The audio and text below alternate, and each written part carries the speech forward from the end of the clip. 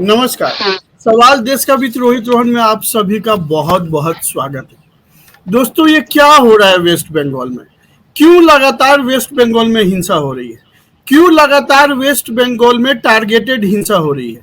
मुख्यमंत्री और पूरा पुलिस बिरादरी कहाँ है? किसकी सेवा में लगी हुई है? और कौन इस हिंसक लोगों को, ऐसे नेताओं को ग्राउंड लेवल पे बचा रहा है? मैं आज वेस्ट बंगाल के नंदीग्राम की उस घटना के ऊपर जिक्र कर रहा हूं, जहां पे आज हिंसा में एक बीजेपी के महिला कार्यकर्ता को मार दिया गया। सिर्फ बीजेपी के महिला कार्यकर्ता मरी नहीं है, बीजेपी के कम से कम भी तो नहीं तो कम से कम 1 दर्जन से ज्यादा लोग सीरियसली घायल है। बात इतने पे नहीं खत्म हुई तो आगजनी कर दिया गया। जिसके जिसके घर पे बीजेपी का झंडा था उन सभी घर को चुन चुन के जलाया गया। बाद में बीजेपी वालों ने भी कुछ टीएमसी वालों के घर को जलाया। तो हिंसा दोनों तरफ से हो रही है, लेकिन हिंसा क्यों हो रही है? और हिंसा के कारण था वहां पे आरक्षण को लेके कुछ जो है वहां पे भ्रम फैलाए गए थे। तो मैं नंदीग्राम की तरफ आपका जो है रुझान लाना चाहता हूँ। दूसरा जो घटना घट रही है वेस्ट बंगाल में, वो ये है कि वहां पे 5 लाख से ज्यादा ओबीसी के सर्टिफिकेशन को हाई कोर्ट ने कैंसिल कर दिया, रद्द कर दिया। हाई कोर्ट ने क्यों रद्द किया? तो उसमें हाई कोर्ट ने साफ साफ बताया है कि पहली बात की जो ये सर्टिफिकेशन दिया गया उसका कोई पैमाना पहले से तय नहीं था। दूसरा, इसमें पूरी तरीके से धांधली हुई है, किसी भी स्टैंडर्ड प्रोटोकॉल को फॉलो नहीं किया गया। और तीसरा, जो जरूरतमंद थे या जो 37 वर्ग नए बनाए गए थे वो जरूरतमंद थे ही नहीं। ये तो सिर्फ और सिर्फ ममता बनर्जी का वोट बैंक था। ये हाई कोर्ट कोलकाता ने कहा है। तो मैं सबसे पहले कुंदन जी के पास जाना चाहता हूँ। कुंदन जी, बाकी जगह तो अगर किसी महिला के साथ मारपीट हो जाए, किसी महिला को छेड़छाड़ कर दिया जाए, पुणे में एक्सीडेंट हो जाए नाबालिग से, तो आप बोलते हो जी लोकतंत्र खतरे में है, देश खतरे में है। और वेस्ट बंगाल में छोटे छोटे बातों पे हिंसा हो जाती है, हिंसा करने वाले को प्रोटेक्ट किया जाता है। और आज तो हाईकोर्ट ने मान लिया कि जो ओबीसी को, जो 5 लाख ओबीसी को जो सर्टिफिकेशन दिया गया था, जो उसको बेनिफिट दिया गया है, वो कंप्लीटली गलत है। वो तो ओबीसी के कैटेगरी में आते ही नहीं है और उनका सिलेक्शन भी गलत तरीके से हुआ है। तो अब लोकतंत्र खतरे में है कि नहीं वेस्ट बंगाल में? आपका म्यूट है। हमारी तरफ से तो ठीक है। हाँ, बोलिए। देखिए, चाहे पहले तो मैं इस हिंसा की बहुत बहुत भर्त्सना करता हूँ, बहुत बहुत निंदा करता हूँ, चाहे वो किसी भी तरीके से है। और जान माल की क्षति हो गई, नुकसान हो गया, ये बहुत ही संवेदनात्मक बात आपने बताया है। और दूसरा, जहां तक राजनीति का सवाल है, जिस तरीके से पश्चिम बंगाल की राजनीति है, खासतौर पर वहां पर हमेशा से जो स्थानीय नेता हैं, जो स्थानीय लोग हैं, उनके ऊपर कहीं ना कहीं ये जो भारतीय जनता पार्टी की तरफ से लोग, जो विद्रोही लोग हैं, ये सब कहीं ना कहीं वो करिश्माई तरीके से सोचते हैं कि हमारी विजयश्री हो, हम अपने अपने इलाके में अपना वर्चस्व कायम करें।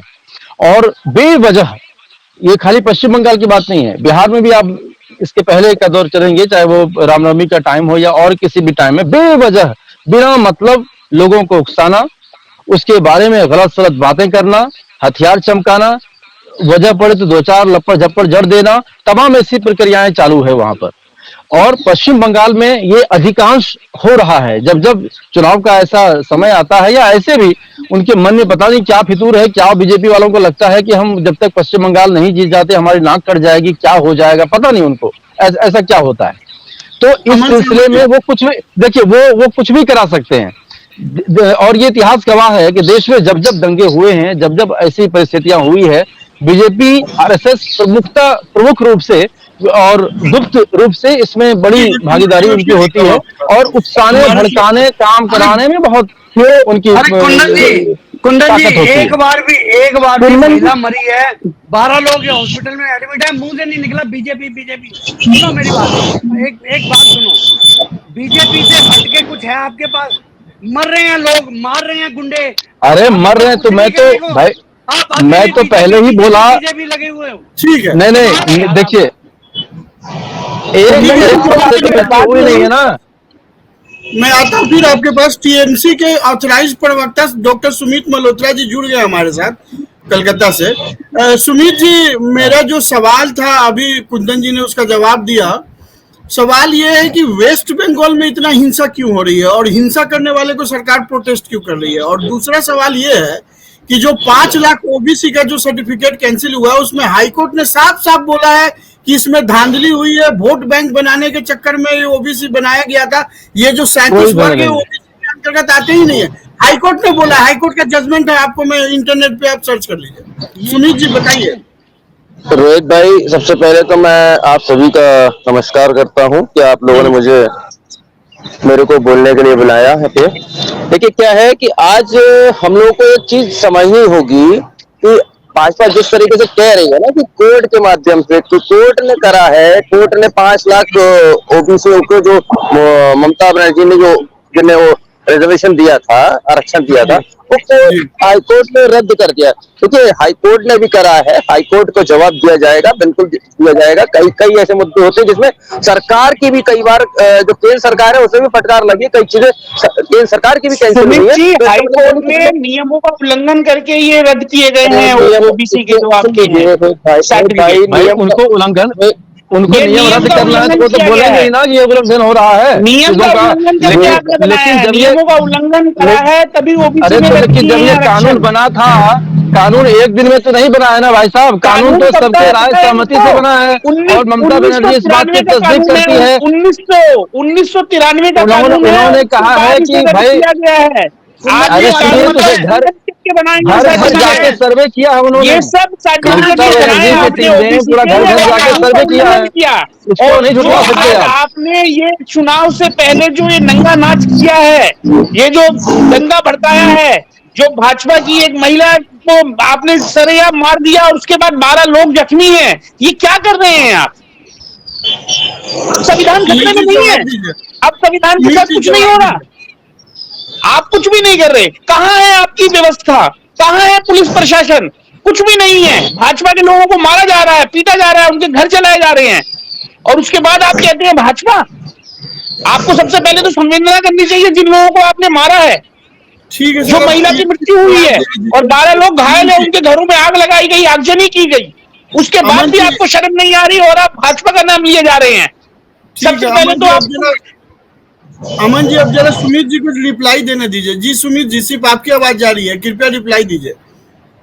सुमित, रोहित भाई देखिए अभी अमन जी कुछ कह रहे थे, अमन कुमार शर्मा जी कुछ कह रहे थे कि वहां पे 12 लोगों के ऊपर हमला हुआ है, बंगाल में हमला हुआ। तो मैंने बता दूं कि उससे ज्यादा कहीं बड़ा हमला मणिपुर के अंदर महिलाओं के ऊपर, बच्चों के ऊपर हो चुका है। ठीक है, आप उसकी चिंता ना करें। वहां पे चुनाव के समय पे कुछ भी हुआ है, वायलेंस अगर कुछ भी हुआ है तो उसको बिल्कुल देखा जा रहा है, सब शांत हो चुका है। और आज के चुनाव के समय में केवल बंगाल में ही होता है, ये उत्तर प्रदेश में भी होता है, बिहार में भी हो रहा है, महाराष्ट्र में भी हो रहा है। आपको बताना चाहता हूँ, मणिपुर के अंदर पूरी फोर्स अमित शाह जी ने भेजी और वहां कार्रवाई की गई। आपके यहाँ से क्या रिप्लाई हुआ? आप पहले अपने अपने प्रदेश का तो बताइए, बंगाल की तो बात बताइए। बंगाल में क्या हुआ? बंगाल में क्या कर रहे हैं आप? पूरा दंगा करवा रहे हैं, जो भाजपा का झंडा उठा रहे हैं उसके साथ आप ये कर रहे हैं। सुमित जी जल्दी से आप अपनी बात पूरी कर लीजिए, पूरी। उसके बाद सत्यप्रकाश जी मैं इसलिए कह रहा हूँ कि जो आरक्षण की बातचीत चल रही है वो हम लोग कोर्ट में उसका जवाब देंगे, सुप्रीम कोर्ट हम लोग जा करके उस चीज को वापस क्लैरिफाई कर देंगे। हिंसा हो रही है तो उस पर तो आपका कंट्रोल होना चाहिए ना, स्टेट पुलिस। चुनाव चल रहा है रोहित भाई, चुनाव चल रहा है, चुनाव आयोग भी इसमें संज्ञान ले रहा है। जहां हिंसा हो रही है उस चीज को रोकने का काम कर रहा है। चुनाव में हम ये जानते हैं उत्तर प्रदेश में भी हो रही है हिंसा, ऐसा नहीं है नहीं हुई है हिंसा, हिंसा उत्तर प्रदेश में भी हुई है।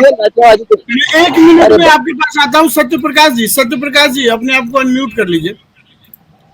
सत्यप्रकाश जी, ये जो बंगाल में हो रहा है, ये जो हिंसा हो रही है, जो ओबीसी का आरक्षण कैंसिल किया गया है और सुप्रीम कोर्ट ने जिस तरीके से सरकार को एक कंप्लीट बेनकाब कर दिया है कि ये सिर्फ और सिर्फ वोट बैंक के लिए हुआ है, आप इसको कैसे देखते हैं? देखिए, जहां तक बात वेस्ट बंगाल की है, बंगाल में हिंसा कोई नई बात नहीं है चुनाव के समय में। और आप ये समझ सकते हैं कि इस बार चुनाव आयोग ने बाकायदा अपने एक बयान जारी करके कहा था कि बंगाल में उसे सेंट्रल फोर्सेस की एडिशनल एक जो है वो प्लटून चाहिए वहां पे चुनाव कराने के लिए। और इतनी तैयारी के बाद भी अगर चुनावी हिंसा हो रही है इससे ये स्पष्ट है कि बंगाल की परिस्थिति क्या है। बंगाल में जिस प्रकार से रोहिंग्या की बात उठ रही है कि रोहिंग्या वहां पे हिंसा कर रहे हैं, कई इलाकों में मुर्शिदाबाद की घटना आपको याद होगा, बंगाल में मुर्शिदाबाद की घटना के बाद हाई कोर्ट ने सख्त कहा था कि रामनवमी का त्योहार यहाँ पे है और इतनी फोर्सेस के बाद हिंसा हो गई तो उस सीट पे चुनाव नहीं करवाने दूंगा। उसके लिए बकायदा हाई कोर्ट ने डायरेक्शन जारी किया था और पूरी तैयारी के बाद अगर इतनी हिंसा हुई है और जिस प्रकार से देखिए चुनाव में हिंसा जो हुई है वो एक राजनीतिक हिंसा तो है ही, साथ ही साथ ये सामाजिक और राष्ट्र के लिए खतरा है कि आप लोकतंत्र के पर्व पे इस प्रकार से हिंसा कर रहे हैं और आम जन को डराने का प्रयास कर रहे हैं ताकि मतदान से दूर रहे।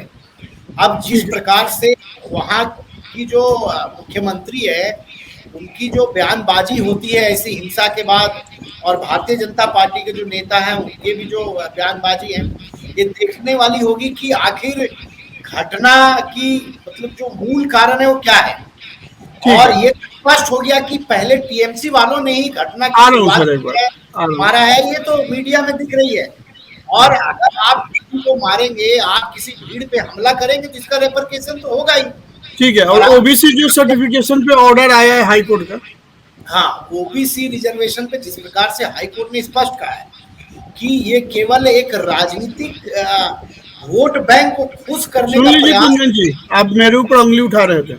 हाँ, राजनीतिक वोट बैंक को मतलब खुश करने का मतलब किसी वर्ग को खुश करने के लिए एक बहुत बड़े वर्ग को और ऐसे वर्ग को आप दूर रख रहे हैं सिस्टम से, आप उनको नौकरी देना नहीं चाह रहे हैं, आप चुनावी लाभ के लिए किसी एक जाति वर्ग को आप कोई उनको ध्यान में रख के पॉलिसी नहीं बना सकते, ये बोला है। ठीक है, कुंदन जी जवाब दीजिए, क्या बोल रहे थे आप? मैं वही कह रहा हूं कि ये जो हाई कोर्ट का आदेश है इनके ऊपर ज्यादा टिप्पणी ना करते हुए हम यदि राजनीतिक मुद्दों की तरफ बात करें और जो हाई कोर्ट ने कहा है वो उनके एक एक चीजों को आप समझने की कोशिश करें तो इसमें आपकी समझदारी ये आएगी कि ममता बनर्जी वहां की सरकार जिस तरीके से ओबीसी को आरक्षण देने की बात कही और 2010-2013 में जिस तरीके से आरक्षण को हाईकोर्ट ने रद्द कर दिया है, इसमें एक सबसे बड़ा पहलू यह है कि ममता बनर्जी ने अपने हाथ से नहीं लिख करके दे दिया है, उन्होंने घर घर जाकर सर्वे कराया है और सर्वे करा के वकायदा सर्वे के बाद ये अधिनियम पास हुआ है और उसके बाद पास होने के बाद ये कानून में आया है। अच्छा, अब मैं आपको बता दूं, अब उसी में हाईकोर्ट ये भी कहता है कि भाई जो उसके आधार पर जिनकी नियुक्ति हो गई है उसको हम कुछ नहीं कहेंगे क्योंकि वो ऑलरेडी काम कर रहा है। अब सोचिएगा यहाँ से वो हो जाएगा ना, अगर 5 लाख लोगों के आप जॉब निकाल देंगे, सुनिए तो देश में बहुत मच जाएगा ना।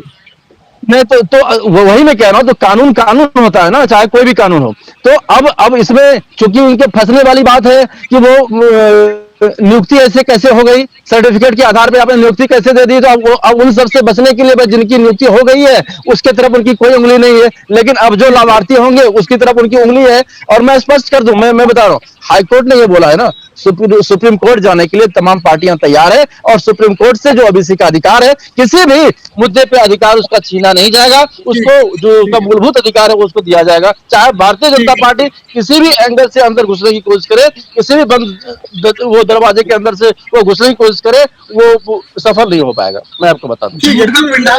राजीव जी 15 मिनट हो गए मुझे सुनते हुए, झूठ का पिटारा चल रहा है यहाँ पे। पहली बार मैं जो बोल रहा हूँ, कुंदन जी सुन लो, आप कान खोल के, ना तो डोर टू डोर सर्वे हुआ है ना कुछ है, ये पहली बार जो आरक्षण दिया गया है ओबीसी का काट के ममता बनर्जी ने भाषण में दिया है, भाषण के बाद इम्प्लीमेंटेशन शुरू हुआ है। पहले तो इस तथ्य को ठीक कर लो।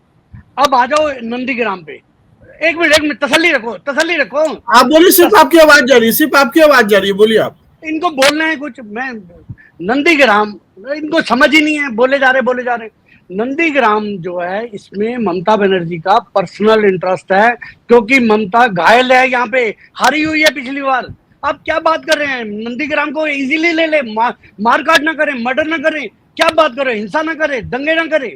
सुमित जी हैं आप? ट्राई टू, एक मिनट बात पूरी होने दो। सुमित जी को बुला लेना, वो बीजेपी करेंगे, अभी कोई रुक जाओ। नंदीग्राम पिछली बार जो चीफ मिनिस्टर है, सुपर चीफ मिनिस्टर, वो हारी हुई है। हार का उसको कसर इतना पड़ रहा है कि वहां पे सीधे चुनाव होने ही नहीं थे। इसकी आकांक्षा सारे चुनाव उसको थी। लेकिन मैं एक बात बता रहा हूँ, बंगाल के अंदर, बंगाल की हिस्ट्री उठा के देखो, यही वो गुंडे हैं जो कभी लेफ्ट के लिए काम करते थे, यही वो गुंडे हैं जो टीएमसी के लिए करते हैं, आज नहीं तो कल यही गुंडे बीजेपी के लिए काम करेंगे। बात वो नहीं है, लेकिन इन युवाओं को गुंडा, वेला, निकम्मा, निखट्टू फाइनेंस करने वाला किसने बना रखा है? वहां की सरकारों ने। वहां का कोई रोजगार नहीं है, कोई वहां पे उद्योग नहीं है, कोई कुछ नहीं है, कोई फैक्ट्रियां नहीं है। समझ ही नहीं आ रहा ये, मतलब आप भविष्य से खेल रहे हैं। मेन जो मूल भावना है वो ये है, नंदीग्राम में हिंसा स्वाभाविक थी, होनी थी, क्योंकि ममता बनर्जी वहां पे हारी हुई है, वो बर्दाश्त नहीं हुआ। फिर मैं आ रहा हूँ, सत्यप्रकाश जी कुछ बोलना चाह रहे हैं जल्दी से। देखिए रोहित जी, जहां तक ये बात है आरक्षण वाली, आपको अगर याद हो तो आपने पहले भी इस पे डिबेट किया है।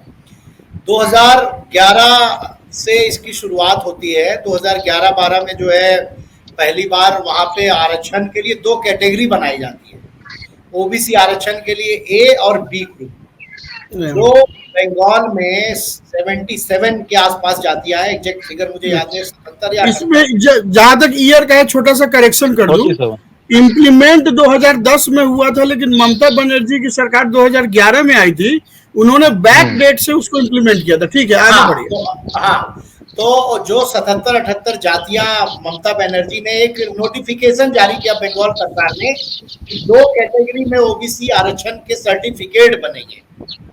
और जो सर्टिफिकेट बन रहे थे उसमें जो लोग इस आरक्षण के खिलाफ वहां पे कोलकाता हाईकोर्ट गए, उनका एक तर्क था कि जो बंगाल अधिनियम है आरक्षण, जो बंगाल का एक्ट है आरक्षण से संबंधित, उसको ये वायलेट करता है। जो फंडामेंटल राइट है, 2 चीज, उसको वायलेट करता है। और उस आधार पे कलकत्ता हाईकोर्ट ने जो सरकार का वो नोटिफिकेशन था उसको ही रद्द कर दिया। मतलब जो सर्टिफिकेट बनाए गए थे, बोला ये सारे सर्टिफिकेट अवैध है जी।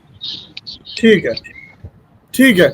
अमन जी, जिस तरीके से बीजेपी के कार्यकर्ताओं पे हमला हो रहे हैं लगातार, और इतने सारे होम मिनिस्ट्री ने एडिशनल फोर्सेस भेजे, तो फिर वो कर क्या रही है वहां पे? घंटी बजा रही है।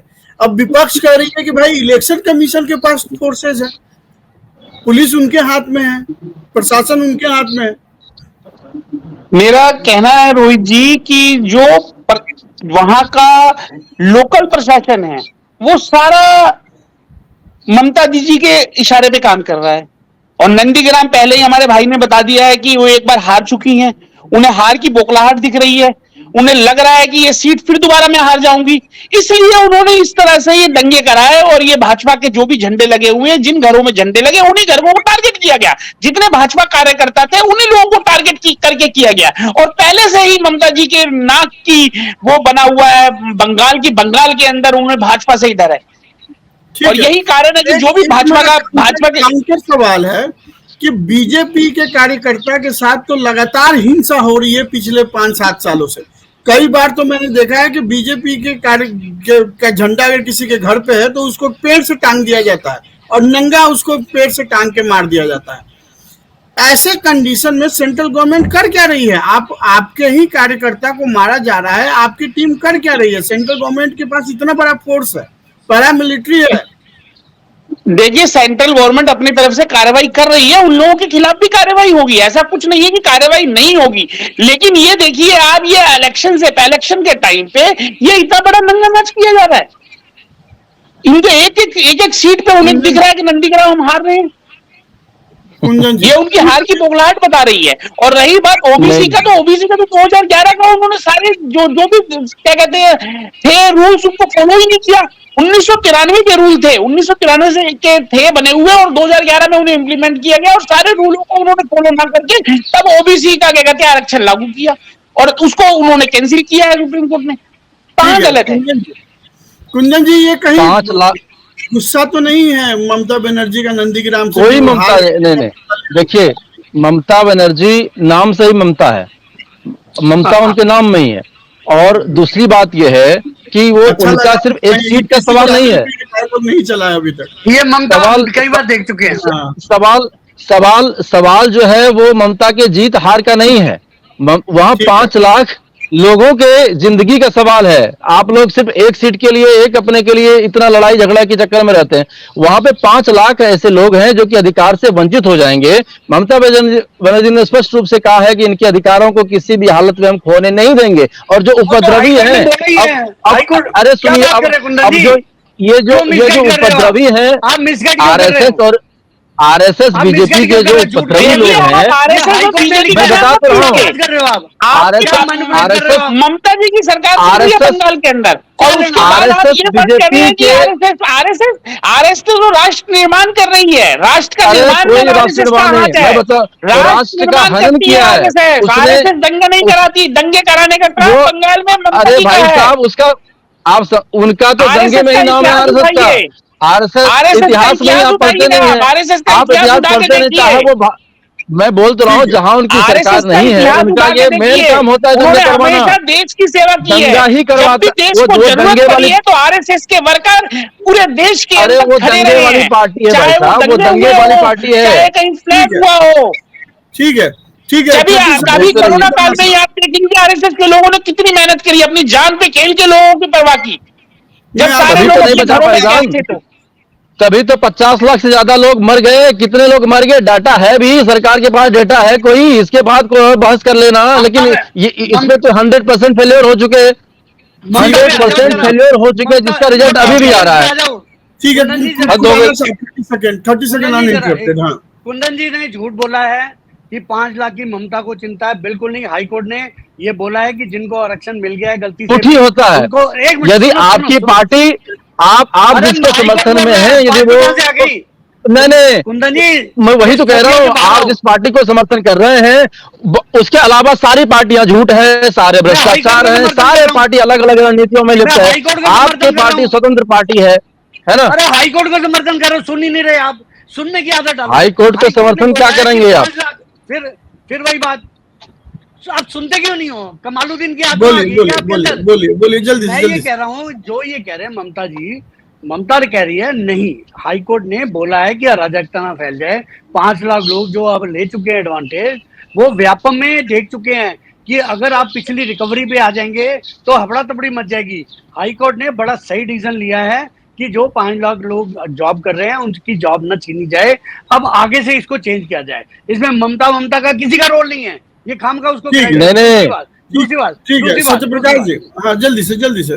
हाँ, सत्यप्रकाश जी, इसमें चांसेस क्या दिख रहा है आपको? ये सुप्रीम कोर्ट अगर ये जाती है, जैसा कि कुंदन जी बोल रहे हैं बार बार, और अभी सुमित जी भी टीएमसी के बोल के गए हैं कि भाई हम सुप्रीम कोर्ट जाएंगे और हमारे पास अच्छी दलील है, या सरकार को लगता है कि रोहित जी, आपको मैं एक चीज स्पष्ट कर दूं, जहां पे भी मास से रिलेटेड और वेलफेयर से रिलेटेड कोई भी बात होती है, न्यायपालिका जो जूरिस्प्रूडेंस का थ्योरी है वो स्पष्ट है कि आप किसी एक की गलती की वजह से किसी को लंबे वर्षों तक किसी लाभ को देने के बाद जब उसका सर्वाइवल और जब वो पूरी तरीके से उस चीज पे डिपेंडेंट हो जाए, उसके बाद आप नहीं छीन सकते हैं। ये जूरिस्प्रूडेंस का थ्योरी है कि अब 5 लाख लोगों को आपने नौकरी दे दी, 10 साल नौकरी कर लिया और अब आप नौकरी छीन लेंगे। तो ये इंटरप्रिटेशन ऑफ लॉ में कहीं ना कहीं मुझे लगता है कि उन लड़कों के फेवर में आएगी।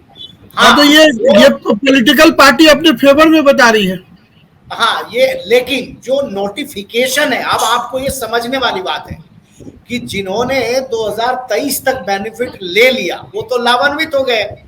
अब जिनको 2023 मतलब 2024 जो अभी चुनाव का वक्त है, और अब ये बड़ा चुनावी मुद्दा आज के समय में देश में अगर कोई विषय सबसे गंभीर है तो वो चुनाव का ही, रोजगार का है, रोजगार का है। और रोजगार से संबंधित मामले अगर चुनाव के समय में बंगाल में 5 लाख परिवारों के ऊपर अगर कोई संकट आती है तो सीधे सीधे तौर पे आप समझे कि एक बड़ा वोट बैंक प्रभावित करेगा।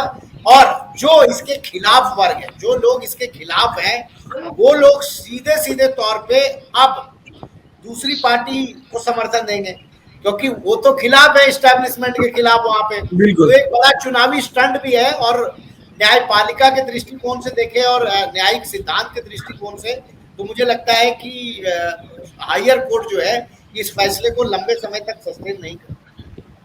इसमें एक 2 सेकंड लेना चाहूंगा। अभी यूपी में जो हुआ है, सबकी नौकरियां बहाल हुई हैं, इवन सबकी नौकरियों से रिकवरी हुई है, उन्होंने आज तक जितनी सैलरी ली है। पर यहाँ पे हाई कोर्ट ने जो फैसला लिया है वो मार्क्सिस्ट के हिसाब से लिया है, पर बिल्कुल ठीक लिया है। इसमें कोई पॉलिटिकल पार्टी क्रेडिट लेने आएगी तो वो झूठ बोल रही है। रोहित जी, खुराना जी के बात में एक चीज मैं ऐड करना चाहता हूँ, 2 चीजें समझने वाली है। उत्तर प्रदेश की घटना में क्या है कि वहां पे नौकरी में गड़बड़ी है और यहाँ पे सरकार के नोटिफिकेशन में गड़बड़ी है। मतलब सरकार में भ्रष्टाचार नौकरी देने में हुई है, और यहाँ पे क्या है कि सरकार की नोटिफिकेशन तो स्टेट और सेंटर के कोई भी जो पॉलिसी, देखिए अगर कानूनी तरीके से देखा जाए सत्य प्रकाश, अगर नोटिफिकेशन ही गलत है, इसका मतलब है कि उसका जो भी बेनिफिट लोगों ने लिया है वो सब नल एंड वाइड होना चाहिए। मैंने आपको वही बात अभी मैंने बताई कि जो जूरिस्प्रूडेंस का थ्योरी है उसके अनुसार किसी व्यक्ति को आप मास को, व्यक्ति नहीं मास को, ये मास है, आप 5 लाख लोगों को, 5 लाख परिवारों को, मतलब करीब करीब 20 लाख लोग बच्चे हैं, सबको अफेक्ट नहीं कर सकते किसी एक की गलती की वजह। वैसे मामलों में न्यायपालिका एक बैलेंस थ्योरी है, बैलेंस अप्रोच है। ठीक है सत्यप्रकाश जी, ये भी हो सकता है कि सुप्रीम कोर्ट में जाए तो सुप्रीम कोर्ट में ये 5 लाख नॉन वैलिड हो जाए, ये भी संभावना है। हाँ देखिए, संभावनाएं हर चीज है।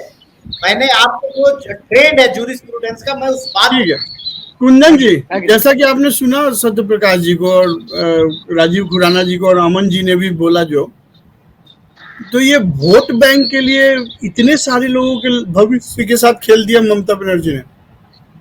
उनके साथ क्या खेला, उनको तो सुविधा दिया गया है ना। तो अब किसी को यदि वो लाभार्थी है और उनको सुविधा दिया जा रहा है तो उनके साथ में खेला किया जा रहा है, लाभार्थी बना दिया, जबरदस्ती का बेनिफिट दे दिया। अब अरे वही तो कोई भी सरकार जबरदस्ती कि कोई भी सरकार जबरदस्ती किसी भी चीज किसी भी जगह पे लागू नहीं करती है, उसका प्रायोजन होता है। प्रायोजन ये है कि जो लाभार्थी हैं, जिनको वाकई में आरक्षण चाहिए, उसके आधार पर, और वो तो कह रही है ना कि भाई हमने सर्वे करा के दिया है तभी हमने ये कानून को पास किया है। स्टेटमेंट तो सर्वे उनके कार्यालय में हुए थे, सर्वे उनके कार्यालय में नहीं, डोर टू डोर सर्वे करा के ओबीसी के पात्र बने गए। सारा सर्वे उनके जो उनके कार्यालय थे, उनके ऑफिस थे, उनके अंदर हुआ सर्वे। कहीं घरों में सर्वे नहीं हुआ, कहीं कुछ नहीं हुआ। वो इसीलिए नहीं, वो इसीलिए आपको नजर आ रहा है जिस तरह से किसान आंदोलन में फर्जी किसान जो है वो भारतीय जनता पार्टी के दल में शामिल हो गए और अलग अलग दल बना करके, किसानों का दल बना के उनसे समर्थन लेकर के उन्होंने तीनों कानून को पास करवा दिया था। आप शायद उसी की जिक्र कर रहे हैं जिसको प्रधानमंत्री ने हाथ जोड़ के फर्जी लगेगा नहीं, लगेगा नहीं। मैं तथ्यों के साथ में तथ्यों के साथ में आपके साथ में बोल रहा हूँ, और वो इसलिए बोल रहा हूँ क्योंकि आपको फर्जी लगेगा, जो देश हित में बात करेगा वो फर्जी लगेगा। देश हित, देश किससे बनता है? देश आदमी से बनता है ना, व्यक्ति से देश बनता है। खाली एक आदमी से देश थोड़ी बन जाएगा। आप मोदी जी की महिमा मंडन करेंगे इससे आपका देश थोड़ी बन जाएगा। मोदी जी देश आप लोग अंधभक्ति का चश्मा उतारो भाई साहब, रियलिटी में अंधभक्ति का चश्मा लगा लिए, लग रहा है कुछ भी हो रहा है। अब बताइए, ये सवाल आप बीजेपी और आरएसएस से पूछो ना, आपने ऐसे गुंडे क्यों भेज रखे हैं? क्यों खुद नहीं जाते हो? ऐसे गुंडे को भेज के आपस में लड़वाते हो? यही आपकी राजनीति है? ये सरकार गुंडों को भेज करके आरएसएस के गुंडे भेज करके तो लड़वाते हो, उसमें तो मौत होना स्वाभाविक है। जब वहां पे मौत हो जाएगी तब तुम उसमें घड़ियाली आंसू बहाओगे। सरकार आपकी चल रही है, प्रशासन आपका चल रहा है, लोकल पुलिस आपके फेवर में काम कर रही है। लोकल पुलिस किसी का एफआईआर नहीं कर रही है किसी कार्यकर्ता का, और उसके बाद आप कह रहे हैं कि ये भाजपा के लोग हैं। ठीक है, हम भाजपा को आप डर के बौखला गए हैं बंगाल में। ये आपकी डर दिखा रहा है, नंदीग्राम में आपका डर दिखा रहा है कि पिछली बार आप हारे हैं, इस बार भी हारेंगे आप। कोई डर नहीं है, कोई डर का माहौल नहीं है। जितना ऑलरेडी हम टाइम एक्सीड कर गए हैं। राजीव खुराना जी 10 सेकंड में अनइंटरप्टेड आप अपना क्लोजिंग कमेंट दीजिए दोनों पे, बंगाल में जो बीजेपी कार्यकर्ता के साथ हिंसा हो रही है और जिस तरीके से हाई कोर्ट ने इसको कैंसिल किया ओबीसी के सर्टिफिकेशन को। जो हिंसा हुई है, जो मारा गया है, ये कुछ भी कह लें, गुंडों ने मारा है, टीएमसी वालों ने मारा है, इसमें कोई दो राय नहीं है। अगर बीजेपी या आरएसएस के गुंडे मारते तो अपनी महिला को मारते, टीएमसी वालों को क्यों ना मारते। बात पहले समझो। और अभी तक दोनों आए हैं विपक्ष के, सुनो, आपका भी 10 सेकंड आएंगे। कुंदन जी सुनो, एक मिनट, ठीक है, जल्दी से कंप्लीट कीजिए। इन्होंने अभी तक सच में, मतलब इनका स्तर कितना गिरा हुआ है, ये विपक्षी पार्टियों का, इंडी गठबंधन का, अभी तक दोनों ने एक बार भी उस चीज की कंडम नहीं किया। इसको ये नहीं कहा हमें उस परिवार के साथ संवेदना है जिस परिवार में मां मर गई है, बेटा आईसीयू में है। फिर मैं आता हूँ, ठीक है सत्यप्रकाश जी, आपका क्लोजिंग कमेंट, फिर मैं कुंदन जी के पास आता हूँ, फिर अमन जी। देखिए, दोनों विषय पे जहां तक हिंसा की बात है तो बंगाल तो खैर कोई नया बात नहीं है वहां पे कि बंगाल में हिंसा हो रही है चुनाव के समय में। हाँ, लेकिन जिस प्रकार से चुनाव आयोग की इस बार तैयारी थी और उसके बाद ये हिंसा हुई है, तो चुनाव आयोग पे भी एक सवाल उठता है। ये केवल सरकार पे आप सवाल उठाएंगे ये नहीं कहा जा सकता, क्योंकि चुनाव आयोग एकदम पूरे दावे के साथ कहा था चुनाव आयोग पर तो अभी अभिषेक मनु सिंघवी ने एक प्रेस कॉन्फ्रेंस किया। उन्होंने बता दिया कि चुनाव आयोग किस तरीके से निष्पक्षता से वो अपना काम कर रही है। सारे सवालों का खंडन वहां पे किया है, किस तरीके से भारतीय जनता पार्टी को बचाने की कोशिश हो रही है और तमाम ऐसे विपक्षी दलों के ऊपर कैसे कैसे आरोप करते जा रहे हैं, वो भी उसका भी उन्होंने जिक्र किया है। फिलहाल अभी हम बात कर रहे हैं पश्चिम बंगाल की, तो खुराना जी ने कहा था कि यदि आरएसएस के गुंडे होते तो वो टीएमसी के लोगों को मारते। मैं आपको बता दूं, जब दंगे होते हैं तो उसमें क्रिया प्रतिक्रिया होती है। जरूरी नहीं है कि वो अपने आदमी को मारेंगे। अपने आदमी को क्यों मारेंगे भाई? वो तो दूसरों को मारने में, पीटने में एक दूसरे का हो जाता है, उसके प्रति संवेदना है। मैं स्टार्ट में ही मैंने आपको बोला है, उसके प्रति संवेदना तो है, और ये भी है कि भाई ऐसे घटना नहीं होनी चाहिए। लेकिन ये आरएसएस और बीजेपी वाले जो गुंडा पालते हैं और जो ये पालतू गुंडे को बेचते हैं, जरा उनके परिवार की तरफ भी उनको सोचना चाहिए कि ये बंदे जो है वो किसी परिवार के हैं, उनके किसी के माँ है, बाप है, अलग अलग तरीके के रिलेशनशिप में वो लोग रहते हैं, तो उनके ऊपर विशेष ध्यान देना चाहिए, ना कि लड़वाना चाहिए। अमन जी आपका क्लोजिंग कमेंट जल्दी से। मैं यही कहना चाहता हूं कि टीएमसी के जो लोग हैं वो इस बार अपनी नंदीग्राम में अपनी हार से बौखला गए और उनकी बौखलाहट से उन्होंने ये दंगा करा और एक भाजपा महिला कार्यकर्ता की हत्या करी। उसका बेटा आईसीयू में भर्ती है। रही बात ओबीसी की, तो ओबीसी का तो उन्होंने अपने कार्यालय में बैठ के ओबीसी के सर्टिफिकेट इशू किए, जो इतना बड़ी धांधली करी। इसके ऊपर तो अलग से कमेटी, जांच कमेटी मेरे को लगता है बैठानी चाहिए कि और इस धांधली का पर्दाफाश करना चाहिए। ठीक है, बहुत ही निंदनीय हुआ है ये। ठीक है, तो सत्यप्रकाश जी आप पार्टिसिपेट किए, कुंदन जी आपने पार्टिसिपेट किया, राजीव खुराना जी आपने पार्टिसिपेट किया, अमन जी आपने पार्टिसिपेट किया। जैसा कि आपने सुना, हाई कोर्ट ने खारिज किया है, सुप्रीम कोर्ट में जाने की तैयारी कर रहे हैं। और जो हिंसा की बात है, जैसा सत्यप्रकाश जी ने कहा, मैं भी कह रहा हूँ कि आखिर में ये इतना हिंसा क्यों हो रही है, जबकि सेंट्रल फोर्स इतना ज्यादा डिप्लॉयड है, उसके बाद भी इतना हिंसा क्यों हो रही है? इसके लिए क्या सिर्फ अब स्टेट पे ही जिम्मेवारी डाल के, ममता बनर्जी पे ही जिम्मेवारी डाल के अगर सब लोग बचना चाहता है तो ये सही नहीं होगा। दोनों को अपनी अपनी जिम्मेवारी को बराबर उठाना पड़ेगा। तो इसी के साथ आज के लिए इतना ही। कल फिर एक नए टॉपिक के साथ आपसे मिलेंगे। नमस्कार।